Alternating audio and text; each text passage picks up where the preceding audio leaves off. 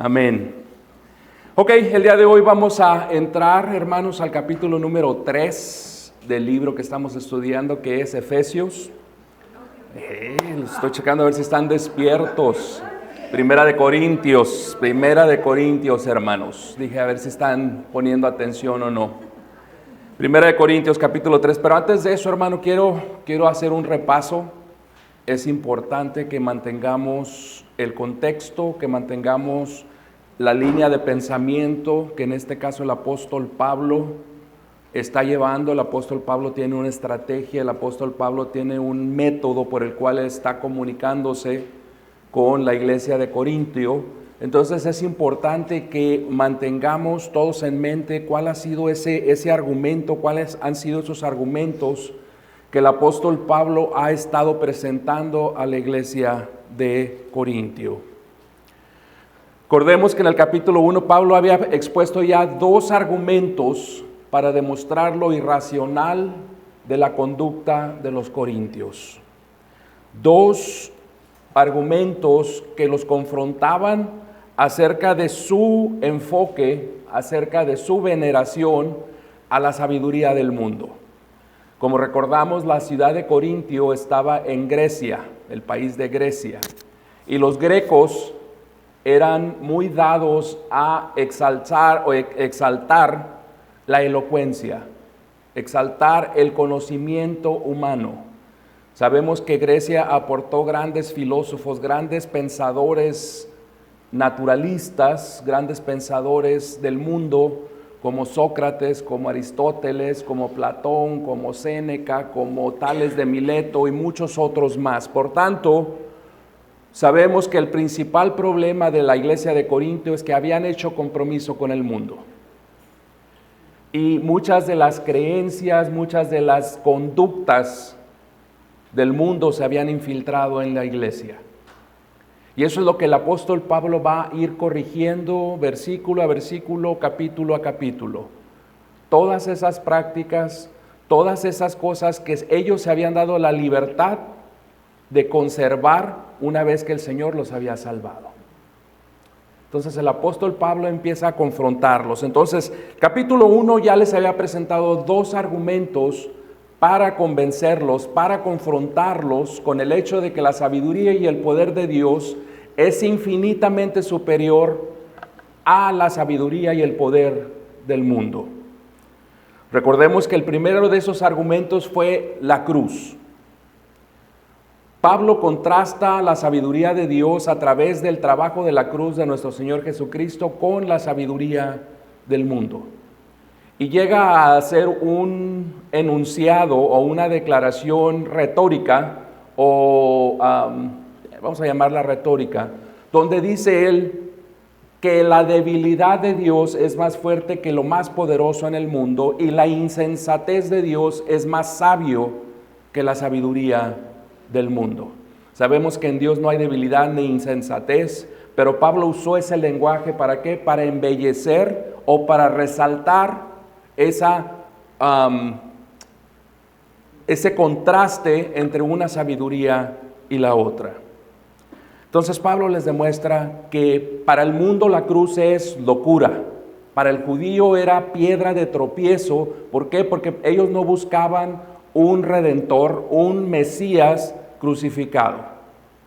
Ellos buscaban un guerrero, ellos buscaban alguien que los librara del yugo romano.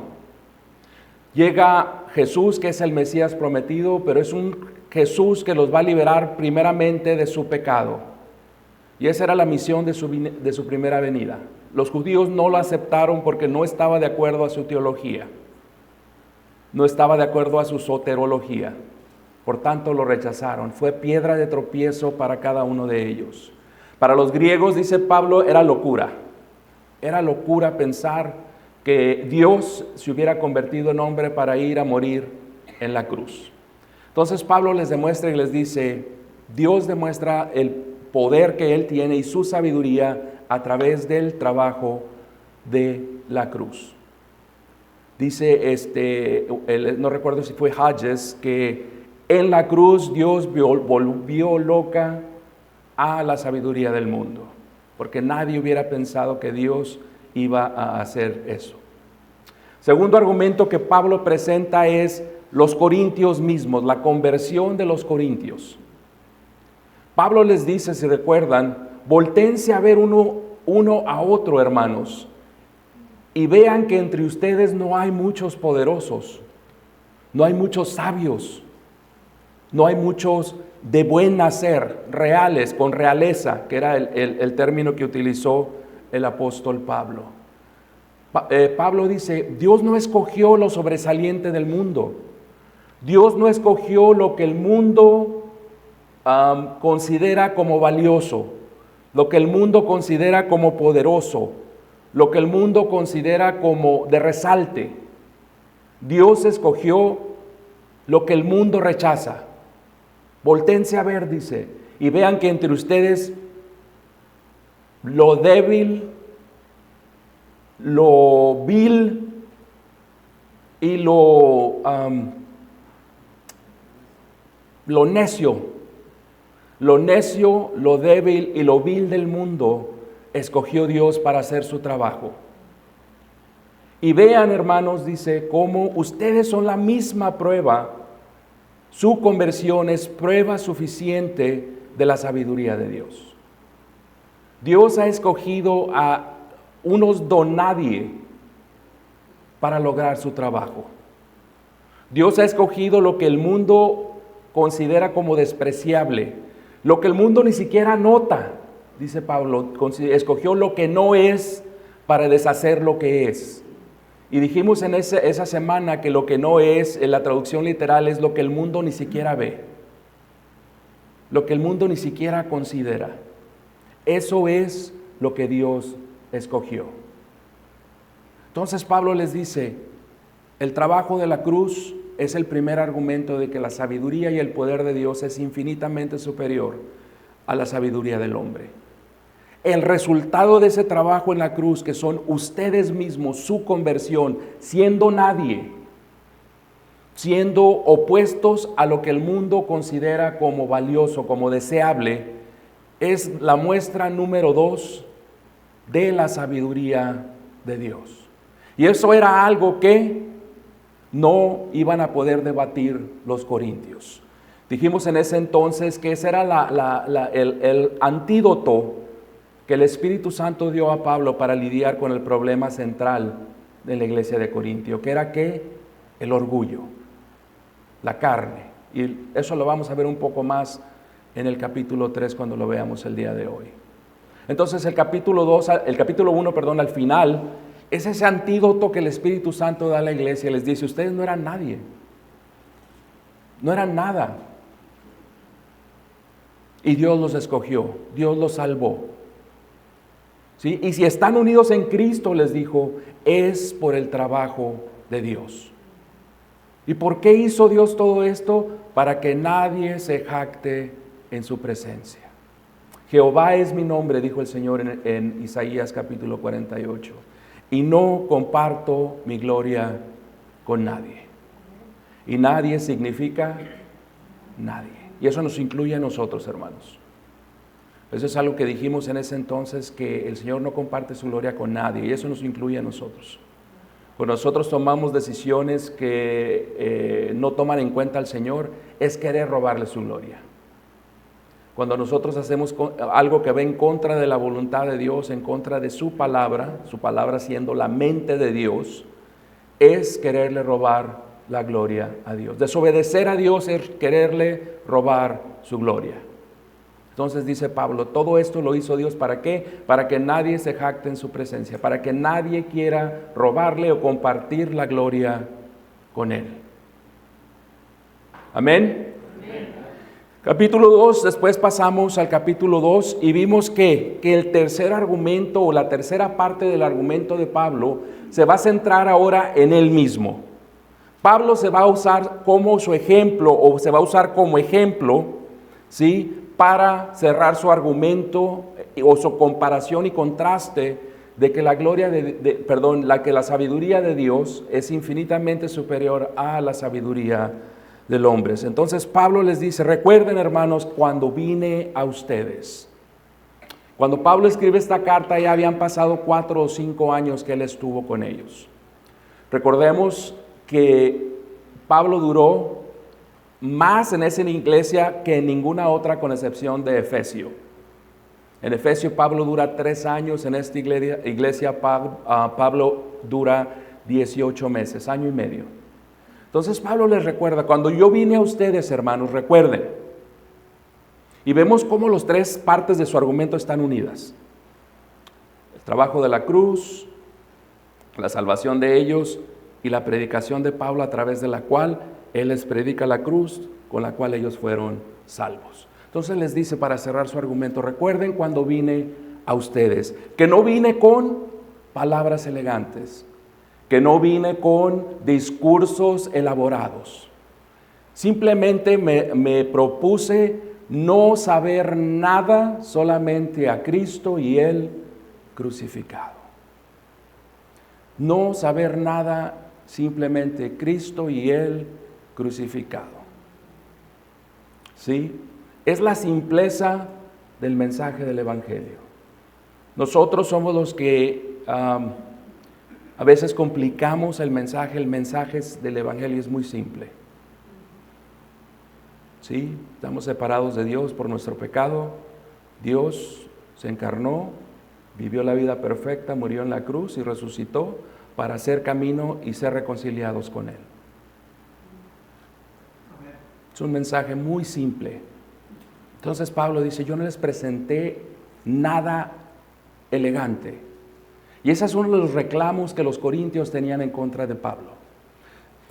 Si recordamos, hace unos segundos dijimos que ellos admiraban la elocuencia, admiraban los mensajes elaborados, admiraban la sabiduría del mundo.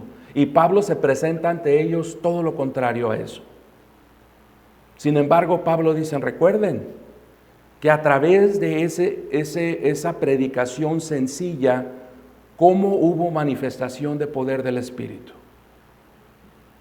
¿Sí? No nos explica realmente qué fueron esas manifestaciones. Sabemos que cada salvación es un milagro de Dios. ¿Sí? ¿Por qué? Porque Pablo mismo nos dice en Efesios capítulo 2 que estábamos, ¿qué? Muertos en nuestros delitos y pecados. Entonces la salvación de cada uno de nosotros tomó que el Señor nos resucitara espiritualmente hablando.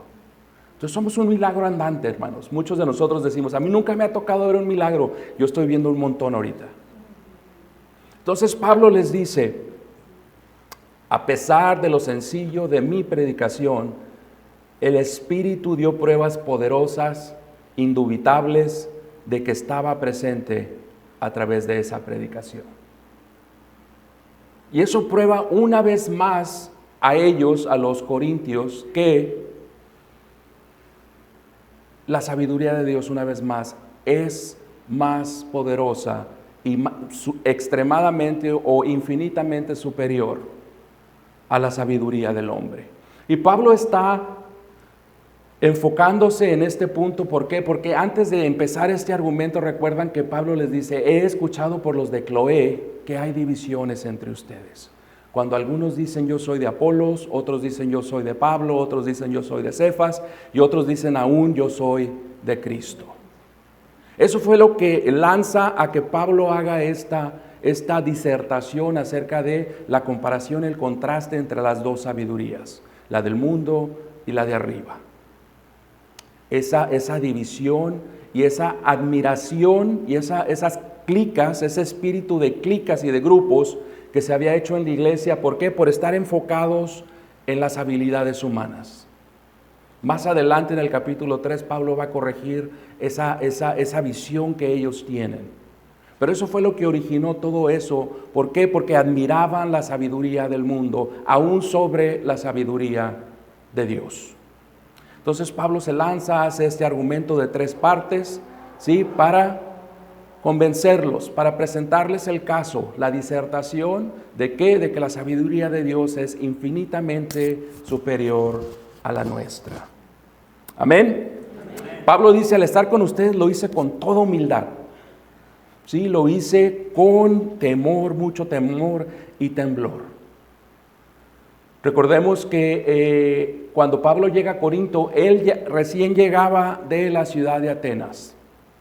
Recordamos que en Hechos capítulo 17, Pablo se nos presenta un discurso que Pablo hace en Mars Hill, no recuerdo cómo se dice, el agro something. Era el lugar donde se reunían todos los filósofos y la gente a discutir los eventos del día.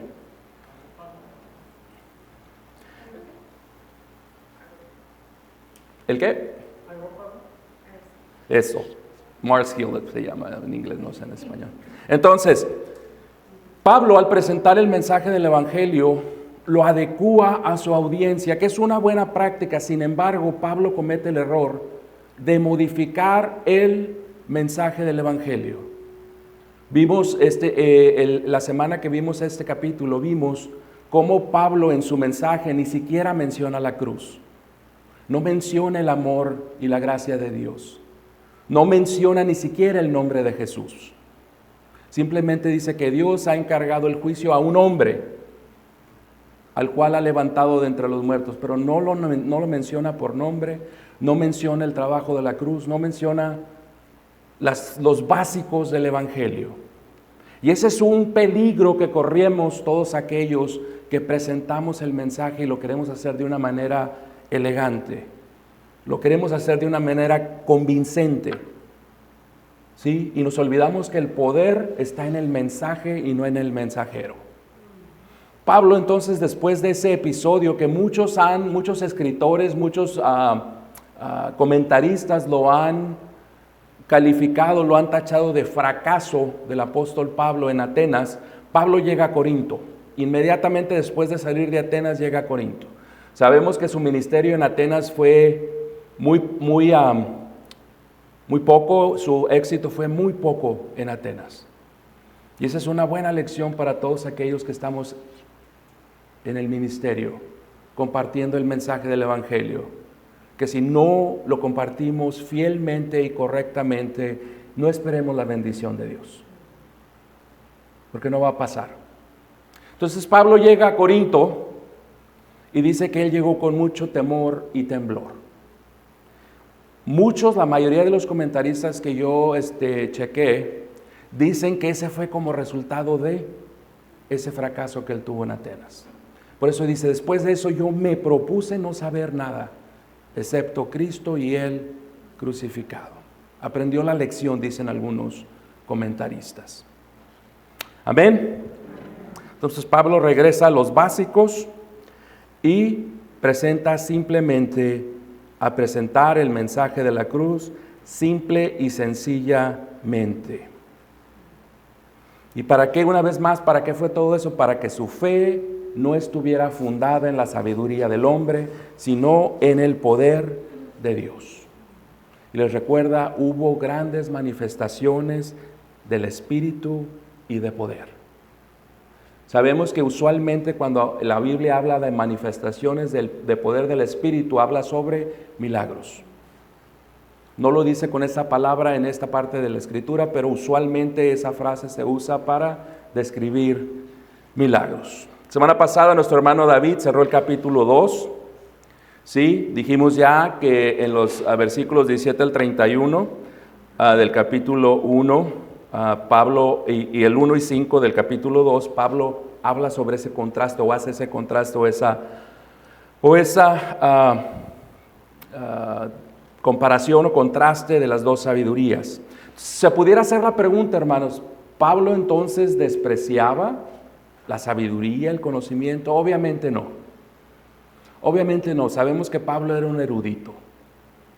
Sabemos que Pablo, inclusive el apóstol Pedro, da testimonio de la sabiduría de Dios en Pablo, donde dice que muchos transgiversan las palabras que nuestro hermano Pablo nos ha compartido, esa sabiduría que Dios le ha dado, esas cosas que nos dice que son difíciles de entender. Pablo era un erudito. El conocimiento que lo podemos ver en sus cartas. toma años y años y años para poder entender todas las cosas que Pablo nos compartió en sus 13 epístolas. Entonces Pablo no despreciaba la sabiduría, pero Pablo decía que la sabiduría humana no salva. Su enfoque era entonces en aquello que traía la salvación al hombre. Y lo único que trae la salvación al hombre es el Evangelio. Porque no me avergüenzo del Evangelio, porque es el poder de Dios para salvación, para todo aquel que cree, para el judío primero y para el gentil o el griego después. Entonces, sabemos que uno de los reclamos de los corintios a Pablo era ese, que él no llegó con esos discursos rimbombantes, con esas prédicas contundentes. Pablo llegó con un mensaje muy sencillo. El comentarista Charles Hodges nos dice, en el sentido de que esa sabiduría no salva, Charles Hodges dice: dejen que los muertos entierren a sus muertos, pero no dejéis que pretendan impartir vida. En otras palabras, no pretendan que con mensajes elaborados puedan mejorar la oportunidad de traer a alguien a la salvación. Dejen que los muertos entierren a sus muertos, pero no dejéis que pretendan impartir vida. Pablo pasa a describir la sabiduría que él les compartió. Sí, primeramente dijo nuestro hermano David, como dijo la semana pasada, es la sabiduría de Dios. Después dijo que era un misterio o que había estado oculto. Y en tercer lugar dice que es un sistema de verdad que Dios desde la eternidad había determinado revelar para la salvación de su pueblo. En otras palabras, es la revelación del consejo eterno para la salvación, la redención del hombre. Esa es la sabiduría que Pablo les había compartido. Pablo se enfocó en lo que era verdaderamente importante, sin enredarse en discursos elegantes, sin enredarse en, como lo hizo en Atenas, en hablarles en un lenguaje que adecuó para su audiencia en Atenas. Entonces, vimos la semana pasada ese pasaje o ese versículo, esos versículos que yo creo que todos los cristianos nos hemos aprendido y si no debemos de aprenderlos, que dice que cosas que ojo no vio, ni oído oyó, ni han subido en corazón de hombre, son las que Dios ha preparado para los que le aman. Y no creo que se necesite mucha explicación para eso. Pablo procede a decir que lo que no se puede descubrir por medio de la razón humana, Dios nos ha revelado por medio de su Espíritu. Sabemos que las cosas espirituales se disciernen espiritualmente. Para el hombre natural son locura. No las entiende, ni siquiera las quiere entender. Las desprecia.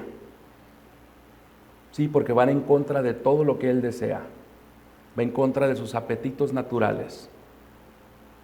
Solamente aquel que se le ha concedido tener vida en Cristo puede apreciar y entender y discernir las cosas del Espíritu. Amén. Finalmente, Pablo, en preparación para lo que les dirá en el capítulo 3, que obviamente en su carta es una carta, no es el capítulo 3, pero lo que nosotros hemos dividido como capítulo 3, Pablo prepara lo que viene y les dice: pero el hombre natural, no espiritual, no percibe las cosas del Espíritu, porque para él son locura y no las puede entender porque se han de discernir espiritualmente. Dice el comentarista Simon Kistemaker: el hombre no espiritual repudia, odia las cosas del Espíritu, porque no las entiende ni las desea. Solo acepta las cosas del mundo que satisfacen sus apetitos carnales y sensuales. Las cosas espirituales tienen que ver con el pecado, la culpa, el perdón, la redención, la salvación, la justicia y la vida eterna. Y para el hombre que no es espiritual, estas cosas no tienen sentido. Cuando tú vas y le dices a alguien, Dios te puede salvar, pues ¿salvarme de qué? Yo no ocupo que me salven, yo estoy bien. ¿Sí? No es hasta que el Espíritu nos da vida que entendemos la necesidad que tenemos de ser rescatados. Yo siempre les he comentado mi testimonio, que cuando el Señor me salva, a mí me salva por una prédica acerca del pecado. A mí no me dio vida o me convenció por medio de una prédica del amor de Dios. A mí el Señor me atrapó en una prédica del pecado y de lo ofensivo que estaba haciendo mi vida a la santidad de Dios. Eso fue lo que a mí me despertó, lo que me dio vida. Y eso es lo que el mundo rechaza. Inclusive les es ofensivo que alguien les hable de pecado. Les es reprensible que alguien les diga que la homosexualidad es pecado, que la avaricia es pecado, que el matrimonio del mismo sexo es pecado, que el aborto es pecado. Y les parece locura que alguien que es amoroso no acepte esas cosas, cuando claramente están en contra de la palabra, de la voluntad, del corazón de Dios.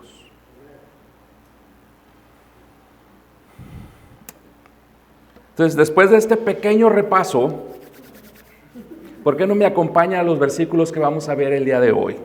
1 Corintios 3, 1 al 4. 1 Corintios 3, 1 al 4. La palabra de Dios dice: de manera que yo, hermanos, no pude hablaros como a espirituales, sino como a carnales, como a niños en Cristo. Os di a beber leche y no vianda, porque aún no eras capaces, ni sois capaces todavía, porque aún sois carnales, pues habiendo entre vosotros celos, contiendas y disensiones, ¿no son carnales y andan como hombres? Porque diciendo el uno, yo ciertamente soy de Pablo, y el otro, yo soy de Apolos, ¿no sois carnales? Amado Padre, gracias le damos, Señor, por su palabra esta noche. Señor, pedimos, Señor, que usted prepare los corazones para el mensaje individual, porque este mensaje, aunque es uno, Señor, tiene una meta que usted quiere lograr con cada uno de los que estamos sentados o parados aquí, Señor. Pido que su Espíritu prepare el corazón de cada uno para recibir ese mensaje que usted tiene para cada uno de nosotros, Padre. En el nombre de su Hijo amado Jesucristo. Amén. Entonces, el estudio de esta noche lo he titulado La realidad y la tragedia de los cristianos carnales. La realidad y la tragedia de los cristianos carnales. Antes de entrar a desarrollar o ver estos 4 versículos, ¿sí?, les voy a contar un cuento de 3 hombres. Y estos 3 hombres son los 3 hombres que nos presenta la Biblia. Hay 3 hombres que nos presenta la Biblia.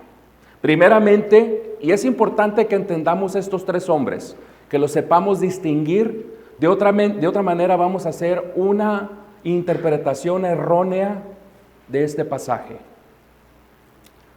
¿Sí? Yo les he de confesar que hace años que primeramente estudié este libro, porque esta es probablemente la 3ª o 4ª vez que estudio este libro, malinterpreté este pasaje y lo usé muchas veces para dar consejos o diferentes cosas.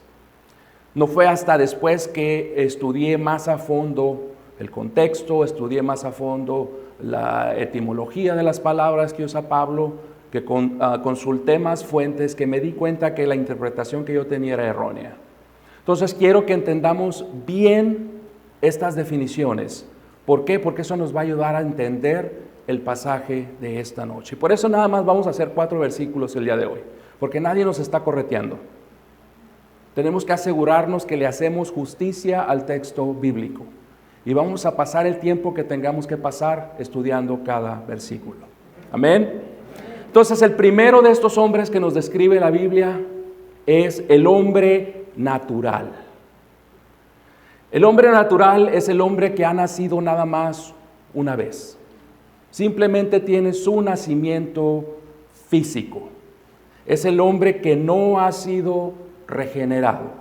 Es el hombre que no ha nacido de arriba. Es el hombre que está muerto en sus pecados y transgresiones. No conoce ni desea las cosas de Dios. Es enemigo de Dios. ¿Sí?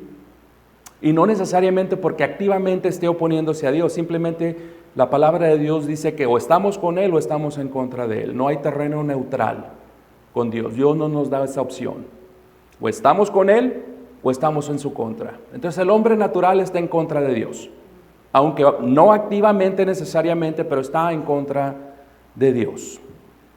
Recordemos un caso clásico, Nicodemo, en Juan 2:3. Nicodemo vino a Jesús de noche y le dijo: Rabí, sabemos que has venido de Dios como maestro, porque nadie puede hacer estas señales que tú haces si no está Dios con él. Respondió Jesús y le dijo: de cierto te digo, que el que no naciera de nuevo no puede ver el reino de Dios. Entonces es el hombre no regenerado, el hombre no salvo. Ahí en esa misma categoría vimos, como lo vimos el domingo con David, está el hombre religioso, el hombre que cree que por su esfuerzo, que por sus obras ha ganado o está buscando el favor de Dios. Y el versículo clásico es Mateo 7:22 al 23, donde el Señor declara: muchos me dirán en aquel día, Señor, Señor, ¿no profetizamos en tu nombre? Y en tu nombre echamos fuera demonios, y en tu nombre hicimos muchos milagros. Y entonces les declararé: nunca los conocí, apártense de mí, hacedores de maldad. Ese es el hombre natural, el hombre que no está en Cristo. Amén. Segundo hombre que nos presenta la Biblia es el hombre espiritual. El hombre espiritual es aquel que ha nacido 2 veces. ¿Sí? Recuerden que el que va a heredar la vida eterna es el que nace 2 veces y muere solamente 1 vez. El hombre espiritual es aquel que ha sido nacido de nuevo, aquel que está en unión con Cristo Jesús, aquel que ha sido regenerado, justificado, y nos conocemos todos los títulos, ¿sí?, que se le da a esta persona. A este se le ha dado el derecho de ser llamado hijo de Dios. Juan 1:11 al 12, a lo suyo vino y los suyos no lo recibieron, mas a todos los que le recibieron, a los que creen en su nombre, les dio potestad de ser hechos hijos de Dios. Straightforward. Amén. Ahora, dentro de este hombre espiritual hay 2 hombres. Hay 2 ramas de este hombre espiritual. ¿Sí? Estamos viendo el hombre espiritual que es guiado por el Espíritu, y este es el hombre que ha sido nacido de nuevo y que libra una batalla diaria por matar su carne, por vencer su carne, por obedecer a Dios. Y el ejemplo clásico que tenemos es el de Pablo en Romanos capítulo 7, 15 al 16. Dice el apóstol Pablo: porque lo que hago no lo entiendo, pues no hago lo que quiero, sino lo que aborrezco, eso hago. Es el cristiano que día a día busca poner en muerte su carne. Busca él agradar a Dios, no para buscar su favor, sino porque Dios se lo merece. Es aquel que batalla, es aquel que sufre todos los días por su pecado, no por salvación, sino porque no quiere ofender a Dios. Y el segundo o la segunda rama del hombre espiritual es el hombre espiritual carnal. El hombre espiritual carnal. ¿Cuál es este hombre? Este es el hombre que ha sido nacido de nuevo. El hombre que ha sido nacido de nuevo, pero sigue controlado por sus apetitos carnales. ¿Sí? Su forma de vida no es muy diferente o nada diferente a cuando él no era regenerado. Hay una gran discusión en el cuerpo de Cristo, especialmente entre nuestros hermanos de la denominación de los bautistas, de donde está nuestro hermano MacArthur, nuestro hermano R.C. Sproul y la gran mayoría de los bautistas, que dicen que un cristiano carnal no existe, que simplemente es un cristiano que no es cristiano. ¿Sí? Porque si un cristiano no ha cambiado nada y no muestra nada de fruto, no es cristiano. Desafortunadamente para nuestros hermanos que mencioné, va en contra de lo que nos enseña este pasaje de la Escritura. Y ahorita vamos a ver por qué. Entonces el hombre espiritual carnal es aquel que no pudiéramos decir que es diferente a cuando todavía no había sido regenerado. No se ve. La gente que lo rodea se siente a gusto con él.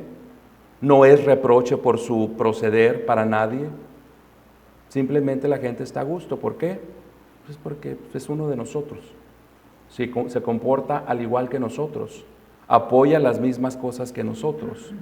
Habla de la misma manera que nosotros. Viste de la misma manera que nosotros. Si de eso se trata, dicen, amén. ¿Sí? Y esos son los tres hombres que Pablo va a usar en estos versículos que vamos a ver.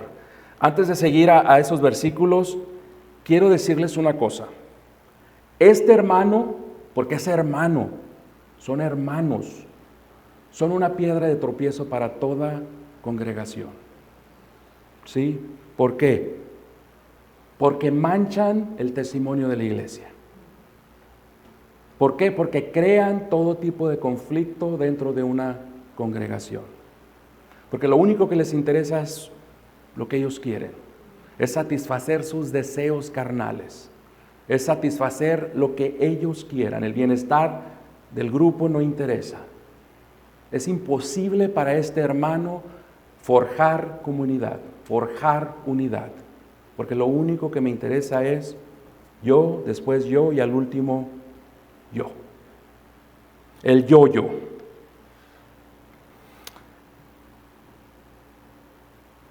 Déjenme compartirles con ustedes, hermanos. Hemos escuchado hasta el cansancio y Dios te ama. Ven, Dios te ama, ven, Dios es amor y te ama.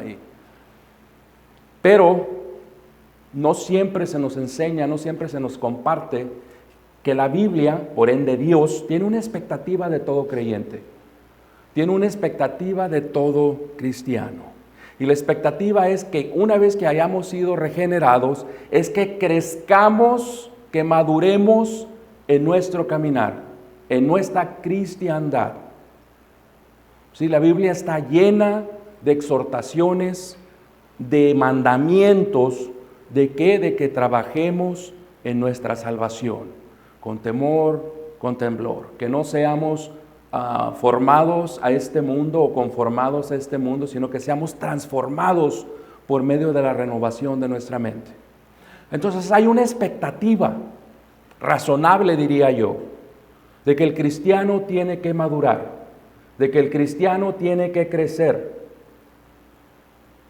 ¿Sí?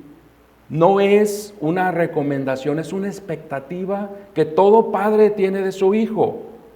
¿Quiénes de los que estamos aquí hemos tenido el privilegio de ser padres? ¿Sí? ¿Qué pasaría si su hijo nace? Si usted tiene la expectativa de que ese hijo, pues, a los 2, 3 años va a caminar y va a hablar, y luego va a ir a la escuela, y luego va a crecer, va a ir a la preparatoria, a la universidad, un trabajo, se va a casar. Pero ¿qué pasa si tiene 16 años y no camina? Sigue gateando.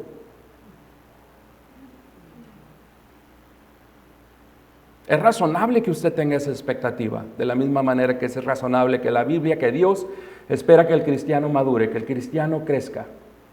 De la misma manera que es razonable que usted espere que sus hijos se desarrollen, que crezcan, que maduren. ¿Sí?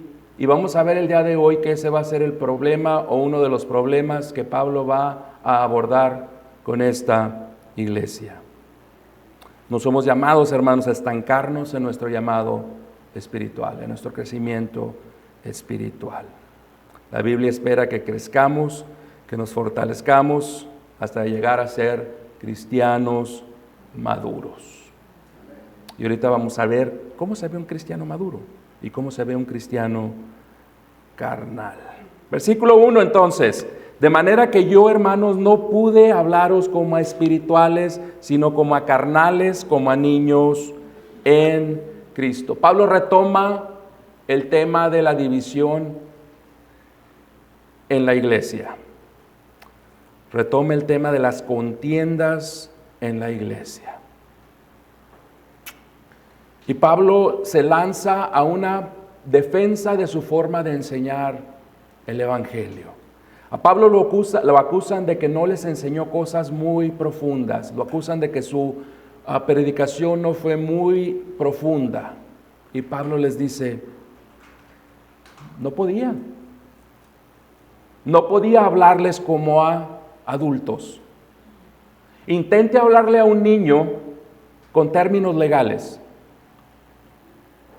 Intente hablarle y explicarle a un niño cálculo, trigonometría, economía, a ver si un niño de 2 años le puede entender.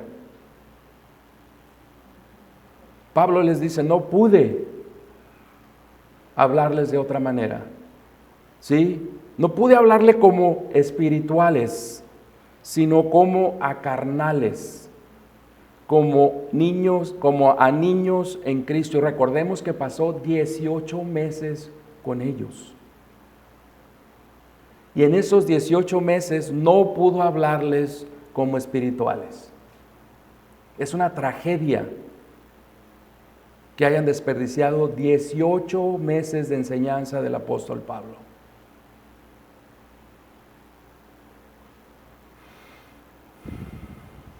¿Y cuál era la prueba de que eran carnales? Que había divisiones entre ellos. Ahora, hay cosas que notar en este versículo, como siempre. Primero, veamos el trato cortés de Pablo. Pablo usa un tono pastoral. Les dice, de manera que yo, hermanos, los llama hermanos.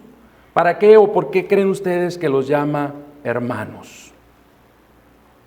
Básicamente les está diciendo, somos iguales. Estamos en Cristo, tanto ustedes como yo estamos en Cristo. Los llama hermanos. Segundo, usa la palabra espiritual en un sentido diferente de como lo usó en el capítulo 2. Porque dice, porque el hombre que no es espiritual, ¿sí?, no percibe las cosas del Espíritu. En el pasado usó la palabra para denotar la posición, ahora está usando la palabra para denotar la práctica. ¿Sí? Somos espirituales en nuestra práctica, mientras en el pasado, en el anterior capítulo, fue para denotar nuestra posición en Cristo.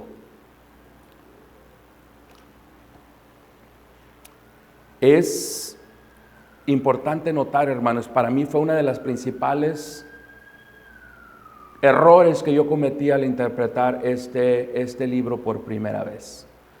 Porque mi creencia estaba muy fundada en la denominación bautista y lo que enseñan los pastores bautistas, de que un cristiano carnal no puede ser espiritual. ¿Sí? Y eso no es lo que nos está enseñando en este versículo, en estos pasajes, el apóstol Pablo. Eran espirituales, pero eran carnales.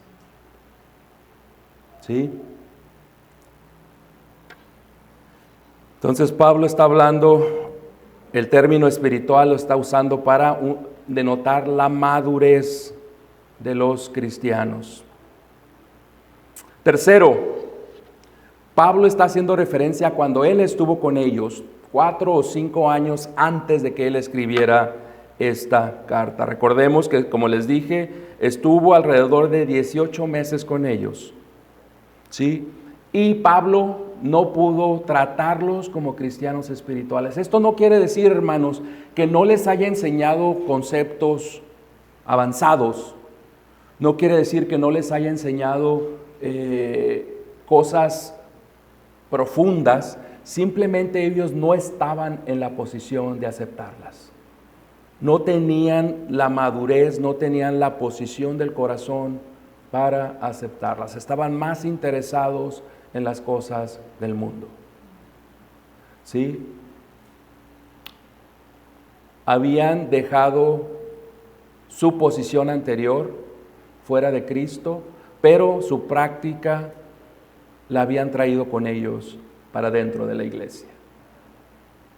Entonces, Pablo les dice, conociendo al apóstol Pablo, vemos por ejemplo en el libro de Tesalonicenses cómo Pablo les habló del rapto, les habló de muchas cosas y estuvo un tiempo muy corto con ellos. Entonces es impensable considerar que Pablo no les haya enseñado también cosas profundas a los corintios.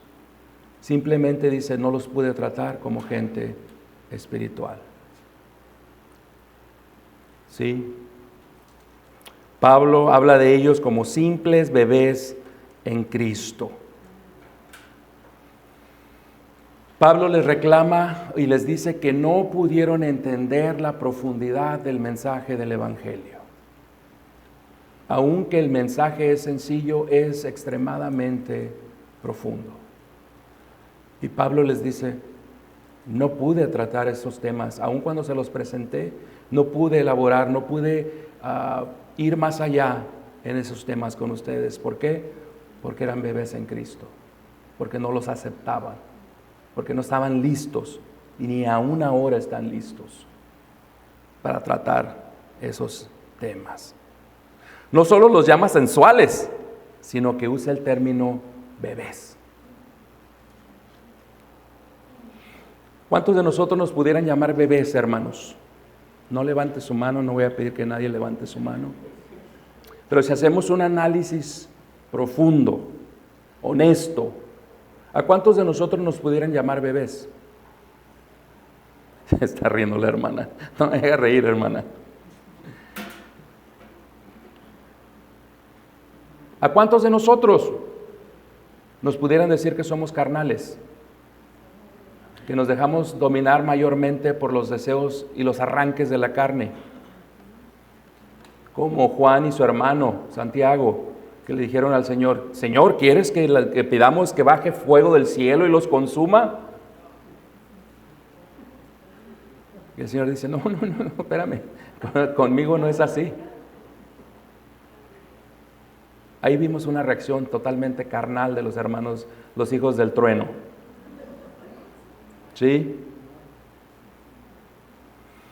El versículo 2 dice, les di a beber leche y no carne, vianda, porque aún no eras capaces, ni sois capaces todavía. Entonces Pablo dice, los tuve que tratar como niños. Los tuve que tratar como niños. Les di leche a beber y no carne para comer. Es interesante que usa la misma metáfora que usó el escritor del libro de los Hebreos, ¿sí? Que también describe a su audiencia como bebés que tenían la necesidad. O sea, no podían comer. Los bebés tienen la necesidad de leche. ¿Por qué? Porque no pueden digerir ninguna otra cosa. A un bebé no le puedes dar un steak. A un bebé de 6 meses le puedes dar leche. Tiene la necesidad de leche porque es lo único que puede digerir. Y es lo que dice el escritor de Hebreos. Porque sí, tienen la necesidad de leche en vez de alimento sólido. ¿Cuántos de nosotros tenemos la necesidad de leche, hermanos? Que dicen, no, yo no voy allá porque no le entiendo. Habla de cosas que no le entiendo. La pregunta es, ¿quién es el del problema? ¿El que está enseñándolas o el que no las quiere recibir? No las entiende y tiene 5, 10, 15 años caminando en los caminos del Señor. ¿Quién es el responsable ahí? Pastor MacArthur dice que hay de dos sopas, como decimos en México. Una de dos, o el pastor baja el nivel de su enseñanza para que todos entiendan, o el pastor mantiene su nivel de enseñanza con la expectativa que la congregación se eleve a ese grado de enseñanza. Y él siempre ha dicho que él se va por la segunda. Y sabemos que la congregación del pastor MacArthur es una congregación fuerte, teológicamente, doctrinalmente hablando. ¿Sí? ¿Cuántos de nosotros tenemos necesidad de leche después de 5, 10, 15 años de caminar en el Señor? No levante su mano.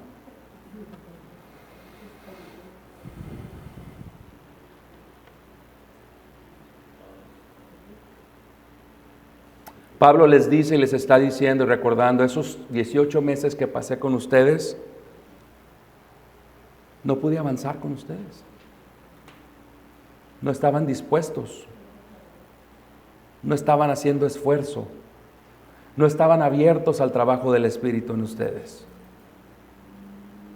Y por ende, solamente pude tratarlos como bebés, como infantes en Cristo. Qué tragedia, hermanos. Qué tragedia que desperdiciemos el tiempo sin comprometernos en crecer en el conocimiento de Él. Qué tragedia que pasen los años y sigamos en lo mismo. Qué tragedia que las congregaciones nos ofrezcan estudios profundizados de la palabra y nomás 20-25% de la congregación venga. Qué tragedia que mucha de la congregación viene los domingos como a checar nada más, ya fui. Qué tragedia es que el Señor nos esté proporcionando steaks y estemos contentos con papilla, estemos contentos con leche. Es una verdadera tragedia. ¿Cuáles serían algunos de esos ejemplos de las doctrinas avanzadas? Sí, que deberíamos de manejar y deberíamos ser capaces de hablar de ellas como si habláramos de qué horas son, qué día de la semana es y todo eso. Temas como la redención, la imputación, la representación federal de Adán, la propiciación, la regeneración, la justificación, la santificación, la gloria de Dios, la santidad de Dios, los atributos comunicables e incomunicables de Dios, la providencia de Dios, simplemente por nombrar algunas. Son doctrinas que todo cristiano debe de saber. ¿Por qué? Porque nos ayuda a apreciar a nuestro Dios. Nos ayuda a apreciar lo que somos en Cristo Jesús. Por eso el apóstol Pablo oraba por las congregaciones. ¿Para qué? Para que crecieran en el conocimiento de Cristo. Porque eso los iba a llevar a ¿qué? A crecer en el amor de unos por otros. Pero es triste, hermano, verdaderamente ver, como les digo, que se ofrezca el alimento y la gente no esté dispuesta a comerlo. Versículo 3, ¿por qué aún sois carnales? Pues habiendo entre vosotros celos, contiendas y disensiones, ¿no son carnales y andan como hombres, o hombres naturales, o hombres no redimidos? Por su incapacidad de recibir ese alimento sólido, los corintios se comportaban como no creyentes. Eso es lo que Pablo les está diciendo. No andan como hombres. En otras palabras, no hay diferencia entre ustedes y los de afuera. Nadie pudiera decir, mira, ese cristiano y ese no. Eso es lo que Pablo les está diciendo. ¿Cómo se manifestaba la carnalidad entre los cristianos de Corintio y los cristianos en general? Pablo les dice, hay celos, contiendas y disensiones. Pablo no suaviza lo que él está sintiendo en ese momento.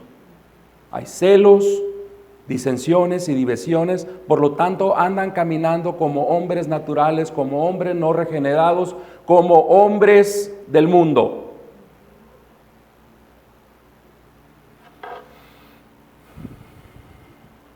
Charles Hodges apunta, Pablo afirma que los corintios se identificaban a tal grado con la gente del mundo que no se podía apreciar ninguna diferencia en lo que a comportamiento se refiere. Primero les dice que hay celos entre ellos, y aquí quiero hacer un alto. Me gusta lo que dice la traducción de la King James en inglés, pero en español. Traduce celos como envidia. Envidia. ¿Sí? La Reina Valera la traduce como celos, pero se puede traducir, y la King James la traduce como envidia. Hay envidia entre ustedes. Y hay dos términos, hermanos, que se han confundido en el cristianismo. Uno es la codicia y otro es la envidia. Si la codicia es desear lo que el otro tiene, esa es la codicia. Yo deseo o desearía tener el carro que él tiene. Yo desearía tener la casa que él tiene. ¿Sí? La codicia es desear lo que el otro tiene, mientras que la envidia es más insidiosa, es más maliciosa, más malintencionada. Es querer ser lo que la otra persona es. Yo merezco ser más el pastor. Yo merezco ser más el que canta. Yo merezco ser más el director, el presidente, el general manager, lo que sea. Yo merezco ser eso. ¿Sí? Yo soy mejor. Yo debería ser. Esa es la envidia. La envidia hace a la persona envidiosa padecer, sufrir, cuando la persona a la que envidia se goza. Yo te envidio, por lo tanto, cuando tú te gozas, yo padezco. Y cuando tú padeces, yo me gozo. Es algo personal. Por eso digo que es más insidioso, más malévolo que la codicia. Porque el objeto de la codicia es cosas materiales. El objeto de la envidia es personal, es otra persona. Quiero ser lo que la otra persona es. Y es a tal grado el ardor, el sentimiento de esa envidia, que está casi o está dispuesto a destruir a la otra persona. ¿Por qué? Porque si no lo puedo tener yo, la otra persona no lo puede tener tampoco. ¿Sí?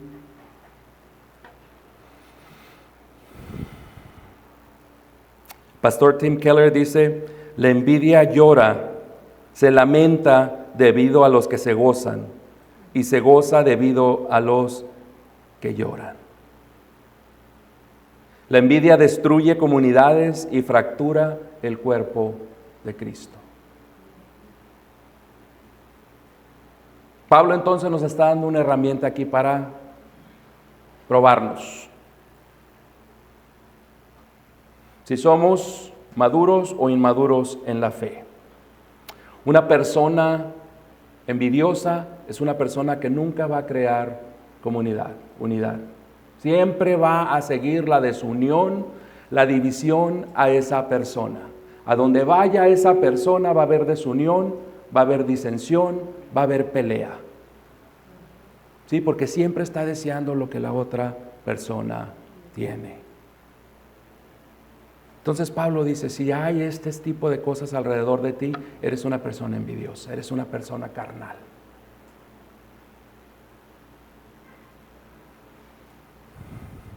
Y por esa conducta, ¿a qué nos lleva? A contiendas, a disensiones, a divisiones, o literalmente esta palabra, este vocablo significa a mantenerse separados. Ante esto el apóstol les pregunta: ¿no son carnales y caminan como no creyentes, como incrédulos? Ahora esta es una pregunta para Refugio de Gracia, hermanos. ¿Hay algo de eso aquí entre nosotros?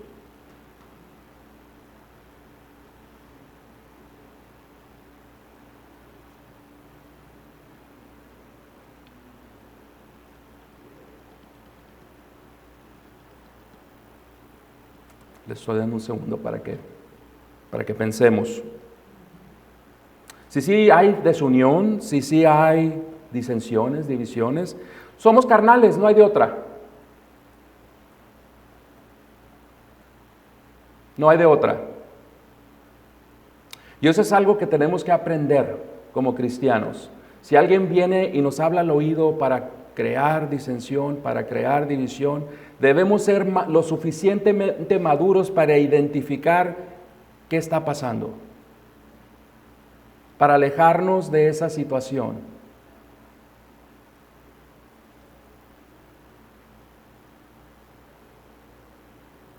Y hermanos, yo siempre les he compartido que mi esposa tiembla cuando me toca presentar un mensaje de este tipo, que es casi siempre me tocan a mí.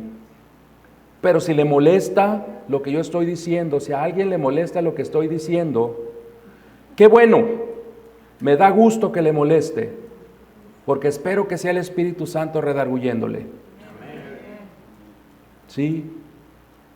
Como dice Pablo, en poco tengo el juicio que vosotros tengáis de mí. ¿Sí? ¿Por qué? Porque no estoy para quedar bien con el hombre. Estoy para quedar bien con el que me llamó a hacer lo que estoy haciendo. Entonces espero que si hay alguna molestia en este momento por parte de alguien que está sentado aquí, espero que escuche al Espíritu redarguyéndole. Ahora, si somos honestos, 100% honestos, todos en este salón tenemos algo de envidia. Todos. Y parte de crecer, parte de madurar es dejar eso de lado. ¿Sí? Tenemos que crecer en discernimiento, en conocimiento. Y eso nada más nos lo va a dar ¿qué? La palabra de Dios. Nada más. ¿Sí? Nada más que la palabra de Dios. Por eso digo que es una tragedia que el apóstol duró 18 meses con ellos y los desperdiciaron. 5 años después escribe esta carta y siguen iguales. ¿Por qué? Porque eran bebés, porque se rehusaban a crecer, porque se rehusaban a comer carne, porque estaban contentos de tomar leche, porque es mucho trabajo. Ay, es que mi cabeza ya no me sirve. Ya no se me pega nada, tengo cabeza de teflón. Hermanos, tenemos en promedio en este país 2.5 Biblias en cada casa, en promedio. Desafortunadamente somos uno de los países cristianos que menos utilizamos la Biblia, que menos leemos la Biblia. Versículo 4, porque diciendo el uno, yo ciertamente soy de Pablo, y el otro, yo soy de Apolos, ¿no sois carnales? Una vez más, esto confirma lo que los de Cloé le habían dicho, lo que él dice en el capítulo 1, versículo 12, que había distanciamiento, que había grupos, que había tribus, clicas dentro de la iglesia. Y Pablo nos da aquí cuál es el punto medular de estas divisiones. ¿Cuál es? Que son carnales, la carne. A mí me encanta la carne, hermanos, pero la que se come.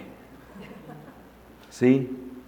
Pablo les dice, el hecho de que todas estas cosas estén ocurriendo simplemente son el síntoma, no son el problema.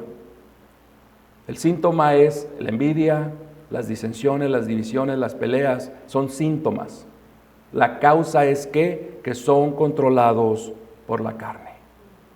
No han crecido, no han entendido qué significa ser un siervo de Cristo. No han entendido o no han aceptado el señorío de Cristo en sus vidas. No han entendido la expectativa que la Biblia tiene en cada uno de nosotros que hemos sido renovados. No han entendido el precio que se pagó por nuestra redención. No han entendido que al rechazar, seguir esos mandamientos, al rechazar, obedecer, es pisotear el sacrificio de Cristo. No hemos, dijo el otro, no hemos entendido que nuestro propósito como cristianos es dar gloria a Dios. Y las cosas del Espíritu están en guerra a muerte con la carne. No hay cabida en un cristiano para las dos cosas. son mutuamente excluyentes.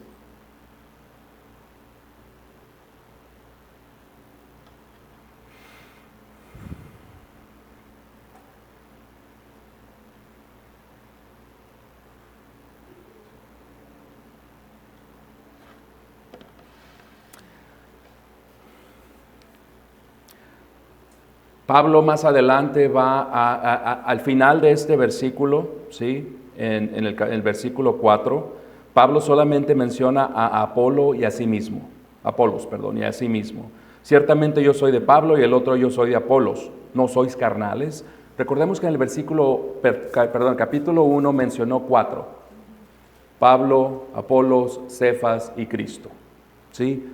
Muchos se han preguntado por qué aquí nada más menciona 2 en vez de mencionar 4. Pues lo más seguro es que tanto Apolos como Pablo habían ministrado en la ciudad de Corinto.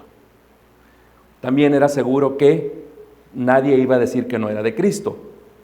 Sí, pues, si son cristianos van a decir que son de Cristo.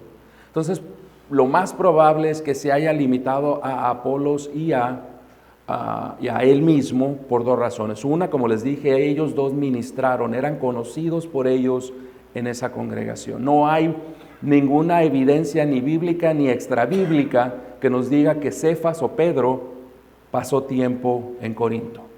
Entonces lo más seguro es, número 1, ellos ministraron ahí en la iglesia de Corintio. Y número 2, Pablo quería demostrar, como lo va a hacer más adelante en los siguientes versículos, que había una relación de amor, una alineación teológica entre él y Apolo, ¿sí?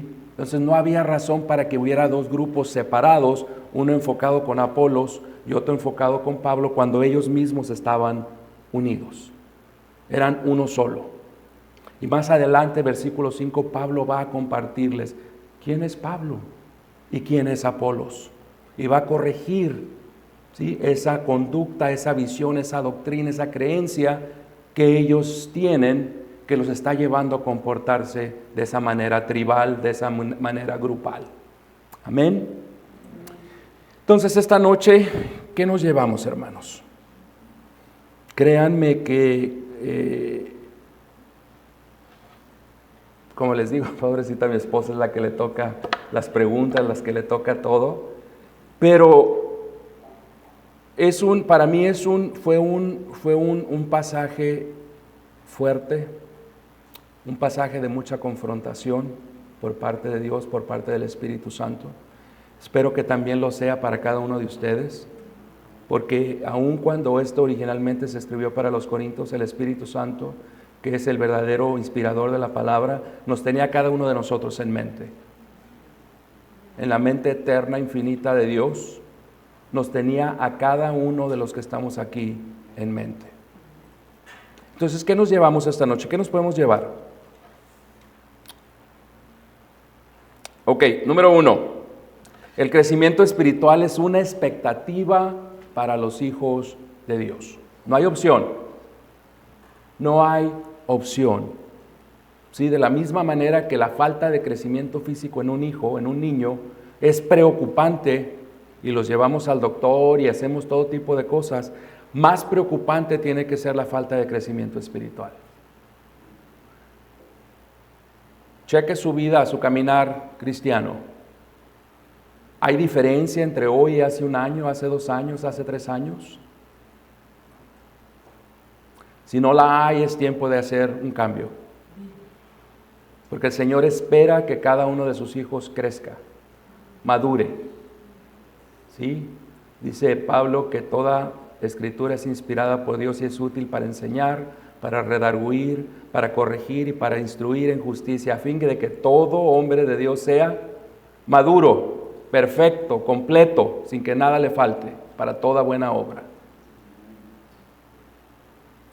Segundo, debemos analizarnos honestamente para ver si somos cristianos espirituales o carnales.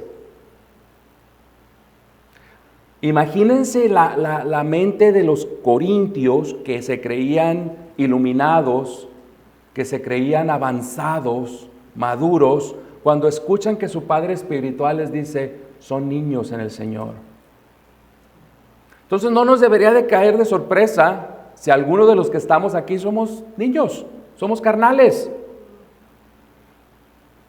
Necesitamos hacer ese análisis honesto, concienzudo, de ver dónde estamos, de ver qué tipo de cristianos somos, espirituales o carnales. Hay divisiones, hay disensiones, hay peleas, hay envidias. Todas esas son muestras de carnalidad. Si estamos siendo controlados por la carne, debemos de inmediato cambiar de curso. Dice Pablo a los Gálatas, anden en el Espíritu y no satisfagan los deseos de la carne. Ya vimos en el libro de Efesios qué significaba o cómo éramos llenos del Espíritu. Cómo saturando nuestra mente de la palabra de Dios. Tu mente o tu palabra, oh Dios, he guardado en mi corazón para no pecar en contra de ti. La palabra de Dios, volvemos siempre al origen, la palabra de Dios, la palabra de Dios, la palabra de Dios. Sí, animemos a todos nuestros hermanos a que se reúnan también los jueves. Amén. Amado Padre, gracias le damos, Señor, esta noche. Porque, Señor, una vez más hemos sido confrontados por usted a través de su palabra. Le pedimos en el nombre de Jesús que a través de su Espíritu usted trabaje con cada persona en nuestra congregación, Señor. Que si hay sentimientos, Señor, de envidia, de celos, Señor, que si hay divisiones, que si hay contención, que si hay peleas, Señor, que usted esté en medio de todo esto, Padre. Señor, esta iglesia es suya. A usted le plació que se fundara. Usted ha hecho posible todo lo que ha pasado aquí, Señor. ¿Quién es David? ¿Quién es Alberto? ¿Quién es Pedro? No somos más que siervos suyos, Señor. No somos más que esclavos suyos, Padre. Pero usted es el que da el crecimiento, Señor. Pero usted es el que hace que pasen las cosas, Señor. Pido por cada uno de mis hermanos y hermanas que están aquí esta noche, Señor, para que usted, Señor, por medio de su Espíritu, Señor, les dé conciencia de dónde están en su caminar, Señor. De si tienen un deseo verdadero de crecer, de madurar. Si tienen un deseo verdadero de obedecerlo, Señor, de darle gloria, Señor. O si siguen, Señor, controlados por sus deseos carnales. Si siguen, Señor, dando más atención a sus arranques de la carne, a sus arranques emocionales, a sus deseos, Señor, en lugar de su gloria, Padre. Y Señor, ayúdenos a crecer como iglesia, pero no horizontalmente, sino verticalmente hacia usted, Señor. Ayúdenos a madurar, a crecer, Señor, y que Refugio de Gracia sea, Señor, un verdadero testimonio, Padre, de lo que es una vida redimida, de lo que es una congregación como la del primer siglo que volvió loco al mundo, Señor. Le damos gracias, Señor, le damos todo honor, toda gloria, Señor. ¿Por qué? Porque usted y solamente usted se la merece, Padre.